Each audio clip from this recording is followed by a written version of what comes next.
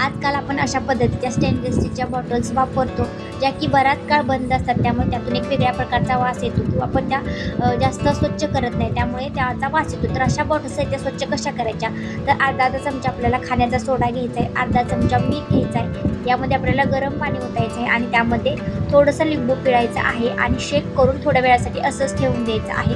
आणि 10 ते 15 मिनिटानंतर ह्या बॉटलमधलं पाणी आहे ते काढून टाकायचं आहे. ब्रश वगैरे असेल तर ब्रशने थोडंसं घासून घ्यायचं आहे आणि चांगल्या पाण्याने एकदा स्वच्छ धुवून सुकायला ठेवून द्यायचं. त्यामधला जो पूर्णपणे पाण्याचा कंटेन आहे तो निघून गेला पाहिजे. आता अशा पद्धतीच्या बॉटलना वास का येतो, तर बघा बराच काळ टोपण बंद असल्यामुळं, हवा बंद असल्यामुळं यामध्ये अजिबात हवा जात नाही आणि त्यामुळे एक बॉटलला वेगळ्या प्रकारचा वास येतो आणि पाणी पिताना ते आपल्या लक्षात येतं. यासाठी आपल्याला या बॉटल अशा पद्धतीने आठवड्यातून 2 वेळा तरी स्वच्छ करायच्या आहेत आणि याचा वापर झाल्यानंतर त्याचं टोपण काढून आहे अशा आपल्याला पालत्या घालून ठेवायच्या आहेत. तर अशा पद्धतीने अशा बॉटलची काळजी घेतली तर अजिबात वास येत नाही.